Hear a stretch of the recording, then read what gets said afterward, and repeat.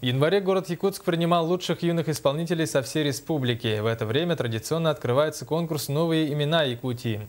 Честь города Мирного защищали 8 музыкантов, которые в очередной раз показали высокое исполнительское мастерство. Однако за яркими победами стоит упорный труд, репетиции и занятия. С юными дарованиями встретилась наша коллега в Алмазном крае Наталья Николаева. С 9 по 14 января в столице республики прошел 15-й юбилейный конкурс юных музыкантов «Новые имена Якутии». Город Мирный на этом мероприятии представили скрипачки Елизавета Шулепова и Элида Исманова, учащиеся фортепианного отделения Анна Коробейникова и Алиса Телевицкая. Самой многочисленной оказалась группа воспитанников Марии Кищенко, преподавателя духовых инструментов. Они выступили как сольно, так и квартетом саксофонов «Гиталина». Всего в конкурсе приняло участие 150 человек со всей Якутии.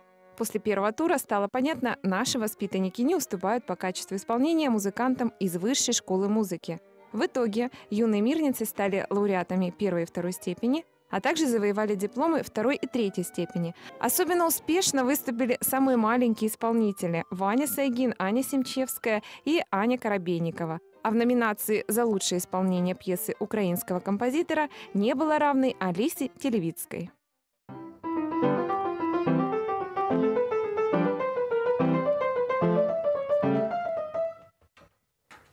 Алиса, расскажи нам, ты принимала участие в этом году в конкурсе «Новые имена Якутии». Как впечатление? Ты впервые принимала участие? Да, впервые. Что тебе понравилось, что тебе запомнилось больше всего? Мне все понравилось. Мне больше всего запомнилось концертный зал. Там было так красиво. На пути к мастерству каждую алмазную звездочку ждут тернии. Суметь преодолеть преграды детям помогают преподаватели и родители. Именно они привили юным дарованиям не только любовь к музыке, но и научили ребят не пасовать перед трудностями и стремиться к успеху. Направил меня папа и учительница Кондакова Ирина Владимировна. Подготавливала она меня и папа. Угу.